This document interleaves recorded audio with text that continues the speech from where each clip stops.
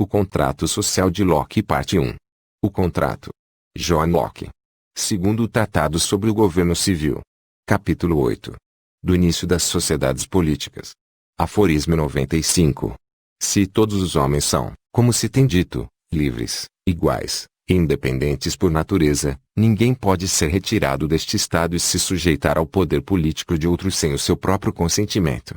A única maneira pela qual alguém se despoja de sua liberdade natural e se coloca dentro das limitações da sociedade civil é através de acordo com outros homens para se associarem e se unirem em uma comunidade para uma vida confortável, segura e pacífica, uns com os outros, desfrutando com segurança de suas propriedades e melhor protegidos contra aqueles que não são daquela comunidade.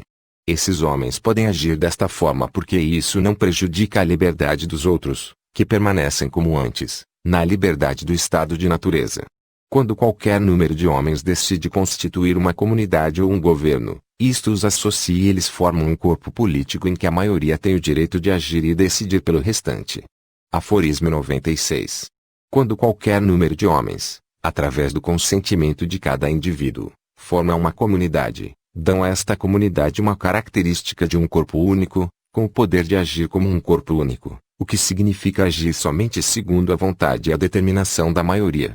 Pois o que move uma comunidade é sempre o consentimento dos indivíduos que a compõem, e como todo objeto que forma um único corpo deve se mover em uma única direção, este deve se mover na direção em que o puxa a força maior, ou seja, o consentimento da maioria. Do contrário, é impossível ele atuar ou subsistir como um corpo, como uma comunidade, como assim decide o consentimento individual de cada um. Por isso cada um é obrigado a se submeter às decisões da maioria. E por isso, naquelas assembleias cujo poder é extraído de leis positivas, em que a lei positiva que os habilita a agir não fixa o número estabelecido, vemos que a escolha da maioria passa por aquela do conjunto, e importa na decisão sem contestação, porque tem atrás de si o poder do conjunto, em virtude da lei da natureza e da razão. Aforismo 97.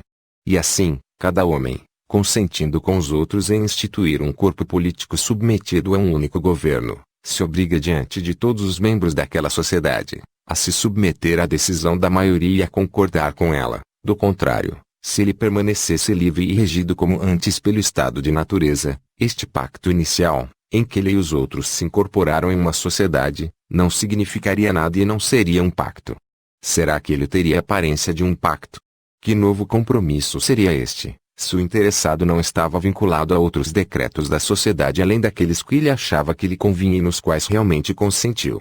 Esta seria uma liberdade tão completa quanto aquele ou qualquer outro possuía antes do pacto, no estado de natureza, em que nada o impede de consentir em uma decisão qualquer e de se submeter a ela, se lhe parecer conveniente.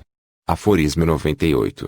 Se, racionalmente, o consentimento da maioria não deve ser encarado como um ato do conjunto, e a decisão de cada indivíduo, nada, exceto o consentimento de cada indivíduo, pode transformar qualquer coisa em ato do conjunto, pois os problemas de saúde e os impedimentos dos negócios, apesar de em número serem muito inferiores ao total de uma comunidade civil, necessariamente deixará muitos ausentes da Assembleia Pública.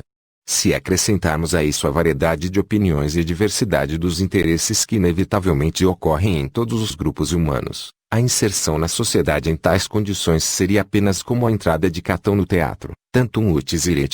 Uma constituição deste gênero tornaria o poderoso Leviatã mais efêmero que as criaturas mais frágeis, e ele seria incapaz de sobreviver ao dia de seu nascimento, e isto seria inadmissível. E menos ainda que criaturas racionais só desejassem e constituíssem sociedades para depois dissolvê-las.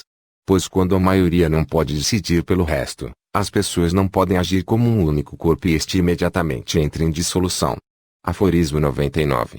Por isso é preciso admitir que todos aqueles que saem de um estado de natureza para se unirem em uma comunidade abdiquem de todo o poder necessário à realização dos objetivos pelos quais eles se uniram na sociedade, em favor da maioria da comunidade, a menos que uma estipulação expressa não exija o acordo de um número superior à maioria.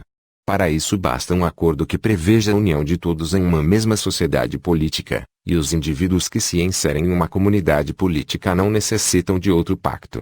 Assim, o ponto de partida e a verdadeira constituição de qualquer sociedade política não é nada mais que o consentimento de um número qualquer de homens livres, cuja maioria é capaz de se unir e se incorporar em uma tal sociedade. Esta é a única origem possível de todos os governos legais do mundo.